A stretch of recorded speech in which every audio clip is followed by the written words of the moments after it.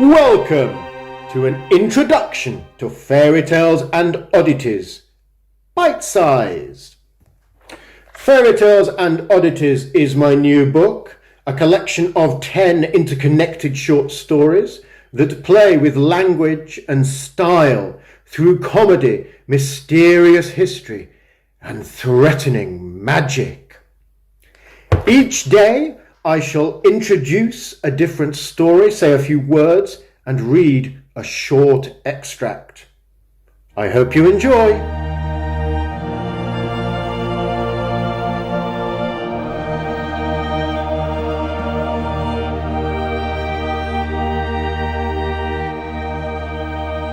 Daddy's a cipher. In many ways, he's already absent. But I should put down something about him here before he's really gone. Exodus time, or whatever, does that to you, makes one thing fill your whole eyes, leaving no time for any extra light. Extremities feel tenderized, pulled out, like making the shape of a snow angel, fingertips, toes, the tiny vulnerable human ends. Mummy and Daddy met in Jerusalem 36 years ago. I never got to see Jerusalem before it was destroyed. Met in a warm and well-lit place, he used to say.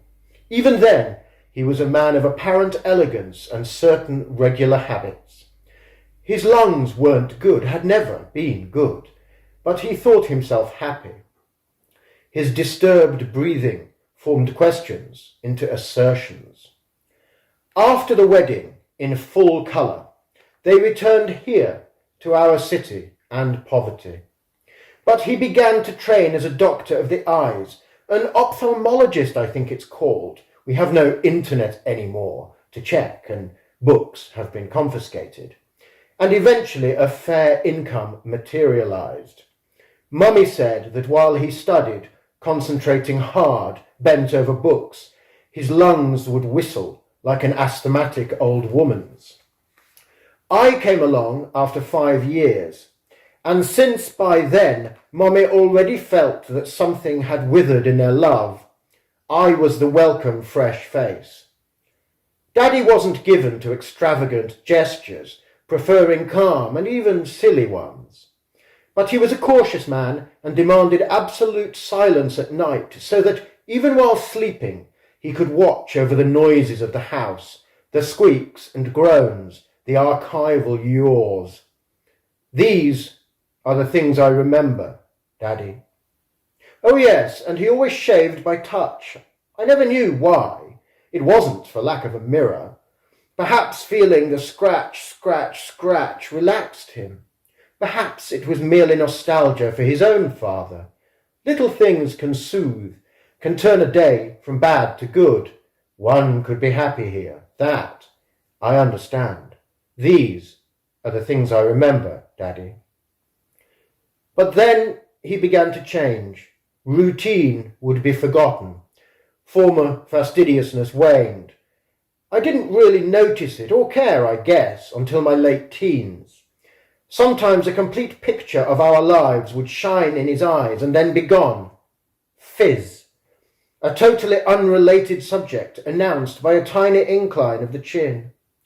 From time to time, he took on false expressions.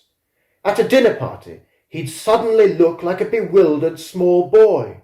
Looks that didn't correspond to the situation. The way deaf people have of looking at things. They look. These are the things I remember, Daddy. Exasperation grew within him, but he couldn't recognize it and grew more exasperated for that. One day he retraced every step he'd taken, looking for lost coins. Mummy said he'd talk for hours on the alarming state of his intestines. In my 20-year-old life there was an empty space of Daddy's perfect size and shape. Unsettlingly tranquil movements. Speaking as if with a gravelly sediment on the tongue. Then his speech began to contain incoherences, full adult sentences with one false quantity. Don't worry, sweetie, your college fund is in fine fettle. I made sure of that. But why is there a fly in your eye? By this stage, there was enough hair on his hands to account for what had fallen off his head. Daddy, I remember.